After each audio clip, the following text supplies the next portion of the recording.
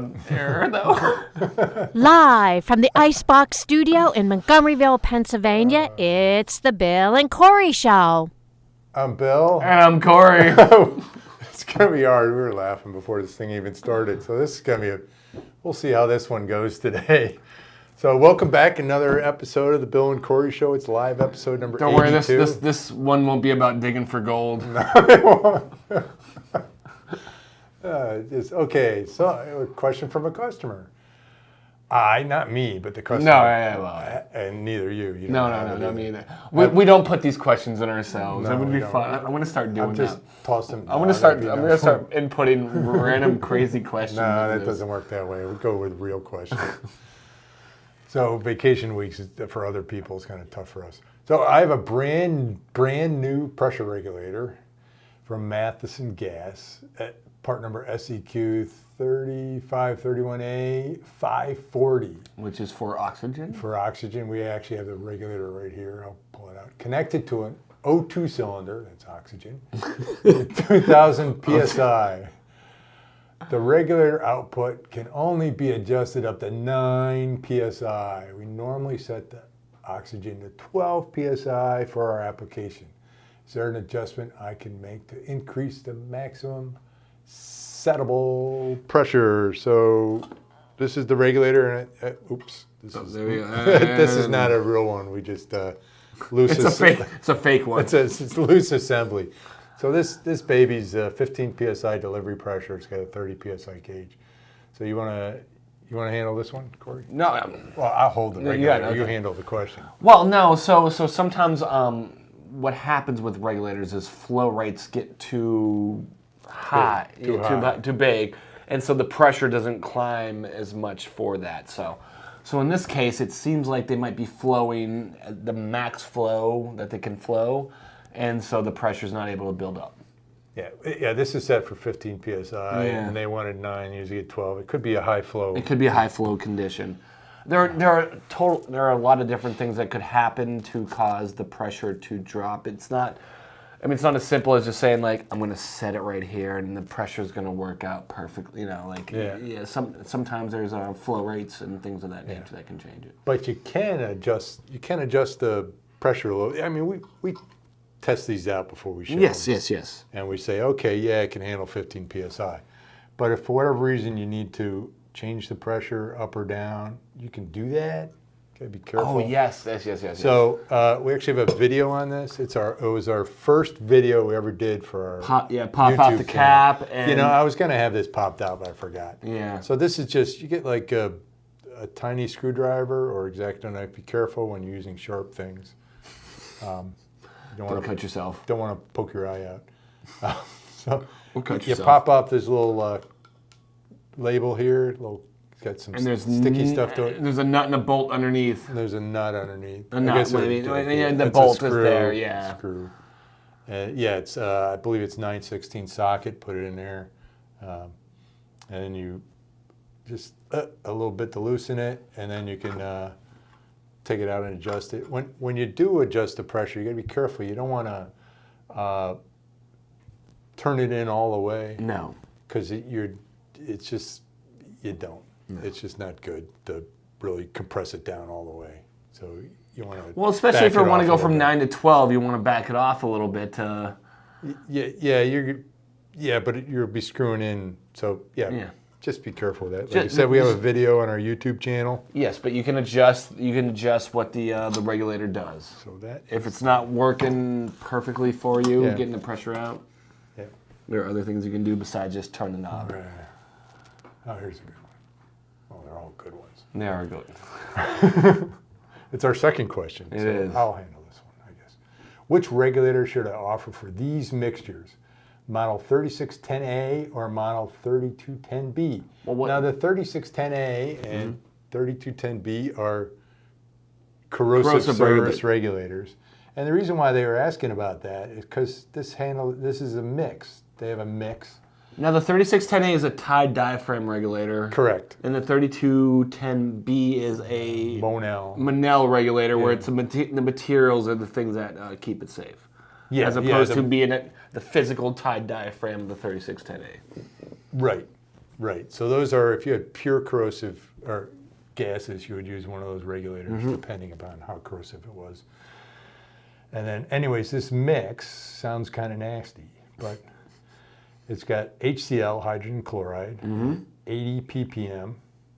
It's got toluene. Toluene, which I joked is a small village in France that Joan of Arc defended. Or a wine. Toluene. Toluene. It sounds like a French village somewhere. It does. I don't know Oh why. yes, it was a good vintage. It was a good vintage. And then it's got that's only 100 ppm of that, so it's not a lot. And then it's got benzene, 100 ppm. Well, no, you joke. I remember when I first took chemistry in 7th grade, I heard all these like benzene, and I'm like, that's a great name for a character in a story, benzene. I don't know why. Yeah. It could be benzene, the whole name, or Ben. Ben, and then Zine. Yes, first and last name. I like it. So I there like we it. go. So when he writes in his, When I write my bestseller, it's going to be Mr. Ben Zine. Mr. Ben Oh Zine. boy, it's going to be a little toxic guy and Or corrosive. benzol, It's going to or be a little toxic. Then we got nitrogen dioxide, 400 ppm. So all this stuff is kind of nasty, but they're at the ppm level.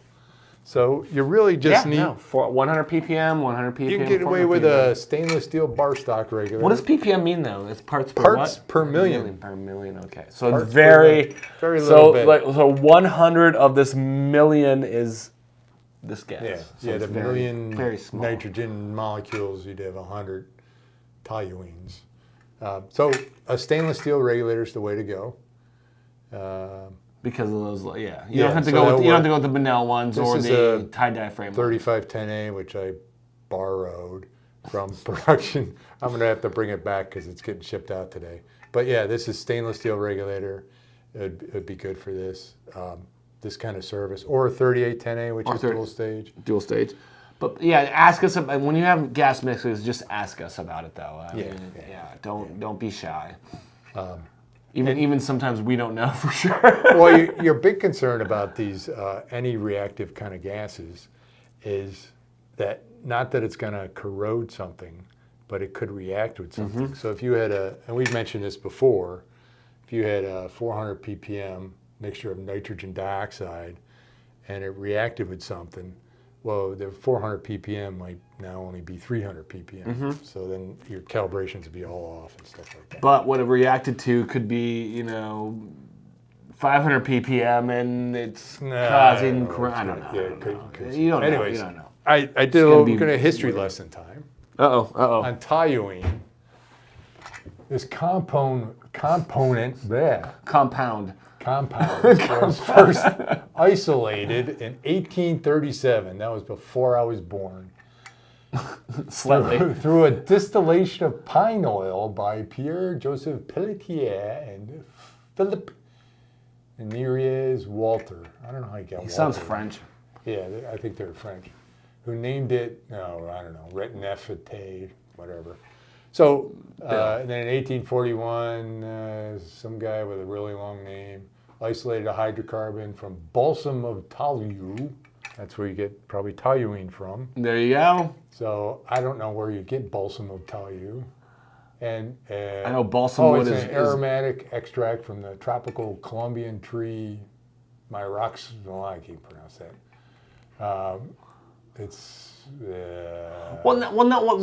And they also came up with benzene out of the whole thing. No, but what this highlights is an interesting thing, though, of like there are things that we take from the medical community that was a natural thing that this person. Yeah. I mean, all this stuff is like it was once natural, and then they it still is. So yeah, toluene's a solvent. It's used a natural solvent, and it's used in. If anybody remembers making polystyrene models, yes, a long time ago, you would use this toluene would be in the glue to hold it together. So that's all go with that. So anyways, it's kind of weird. These guys obviously had a lot of money and a lot of time on their hands, thinking, "Oh, I'm going to distill pine oil." And you're like, "Yeah, go right ahead. Let's do it. Let's distill it. Yeah, drink it, see what it's like." No, it's just that's what you do when you distill things. So right? don't distill pine oil. It just sounds like a bad idea. Okay. Next question, actually. This is an interesting one because we read it kind of differently. We did. Each time we read it. Which is interesting because you look at a question and like somebody has this angle from it and another person has a different angle from it. Yeah. So it's always good to have multiple people look at things. Yeah. So we have an older crossover panel that I have some questions about. I'm wondering about the secondary regulator. My question is, do the left and right side outputs have different pressures? First, and we'll show you, that's switchover. Mm-hmm. And this is actually close to that switchover, except that switchover's stainless steel. It's got another valve on it. But this has this is the brass version of it. So this is a standard switchover with some extra valve options on it and stuff. It's brass. So when I first thought of it, I thought, oh, they're talking about the output of the switchover regulator down here, because we're building them. We talk about the right side and the left side, the pressure's coming out. And then I heard secondary regulator, so I thought, wow, this must be the secondary regulator because it's after the first regulator. But the outlet's here. But the outlet's there, yeah. So I mean, sometimes you have to look in. Yeah. It's on the. As you look at it, the right side. As it looks at it, the left side. Mm-hmm. So So wait a minute. So there's no other outlet. This is the relief valve. This is the relief valve. So it could be a question about the relief valve. Yeah, maybe sometimes people do this. The relief valve is on the upstream side of the regulator. It's an interstage relief valve. And we've had customers remove this and think they can put an outlet fitting in there. And then they go, hey, I can't, the regulator doesn't work. Oh, there you go, yeah. The regulator regulates this side, not this side. So, anyways, the person who responded to this sent them catalog spec sheet. Said, here's the spec sheet for the regulator, and we didn't hear anything back, so I think they realized that this is the relief valve, and they shouldn't use it as an outlet. There you go. Sometimes it's just a little clarification on what things are. Yeah, so that got cleaned up pretty quickly. Nice. So, yeah. Okay. Yeah, we got that. Oh, could you please confirm if it gauges? I mean, I guess it's just a gauge. I had my thing fall off. Oh, man. Or we can bring up the whole. Okay, regarding, this is nice. I like doing people start with a SEQ 6330, this part number's wrong, 3113, and SEQ 633143. Would you please confirm if gauges are calibrated or not? We can confirm they're not. And if so, could you please provide their calibration certs? So this is one of them, and this is the other one. Hey, you want to zoom in? Something? Oh. There we go. They shifted the focus thing. So that's the gauge.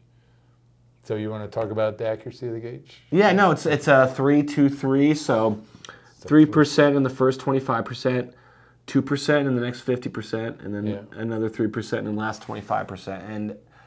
And it's not calibrated at all. No, so unfortunately, we do have calibration gauges that we have. They're big. But they're big, yeah. 6 inch. They're like yay big. Oh, they got a mirror on them. It's all sorts of, you can zoom back out. So, yeah. So we could provide like a certificate accuracy or something, and say, hey, certificate conformance is always something. Certificate of conformance. We said yes, these gauges are plus or minus 323, and we just have someone go through it and go, yep, okay, it works. But that's also an interesting thing because it like last week we had a question about why doesn't this gauge show anything on the showed it right. Yeah. So you have to take that into account as well. Like if you have it was a propane? I believe it was propane. It was ammonia. Ammonia. Okay. So it's about 110 psig. Hydrogen chloride. A 4,000 psig gauge isn't going to show 100 psig. Pneumonia, as you would say. Pneumonia. So that's all the questions we're going to cover this week. We might have a leftovers with Bill and Corey and Jessica tomorrow. We'll see. We'll see if she watched a movie this weekend. No, she did Broadway. That's right. So we're going to have some good stuff there. Yeah, Robert Downey Jr. play, and then something. Yes, So anyways, yes. check your RDJ. podcast next week. You're going to have some interesting stuff to listen to. So thanks for watching. Tune in again next week for another live edition of the Bill and Corey Show. Set your VCRs.